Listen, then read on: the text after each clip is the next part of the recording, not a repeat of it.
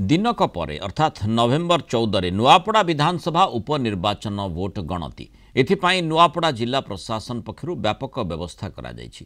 शुक्रवार सकाळ 8टारू प्रथमे पोस्टाल बैलेट गणना एवं 8:30 आरंभ हेबो ईवीएम काउंटिंग।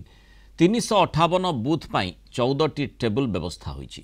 14टी टेबुल रे 26 राउंड रे भोट गणति करा जिवो। प्रति टेबुल रे जणे लेखाए काउंटिंग असिस्टेंट, काउंटिंग सुपरवाइजर एवं माइक्रो ऑब्जर्वर नियोजित रहिबे।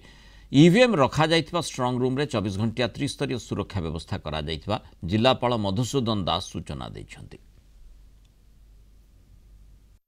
मतदान सभ्यता करछन्ती वोटर भाई भौणी माने या होची 83.45। आपण मन जानिछन्ती हमर समुदाय भोटर संख्या होचन्ती 2,54,497। भोटदान करिसेंती 2,12,385। अंकर एसीआई मैंडेट प्रोटोकॉल अनुसार सिक्योरिटी दिया जाइछि। एपरम ए जो सिक्योरिटी दिया जाइछि या त्रिस्तरीय सिक्योरिटी 14 तारिख रे हमर गणति हबो। आमे ए गणति निमंत गणति कोठरी करिछु। 358 बूथ हमर अछि। आमे 14टी टेबुल करिछु।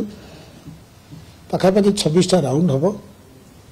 प्रथमे गणति रे पोस्टाल बैलेट गणा सकाल 8टारे ठीक तार आधा घंटा पर 8:30 रे आपणकर ईवीएम रे जो मतदान होइतिबो ताहा गणा जिवो।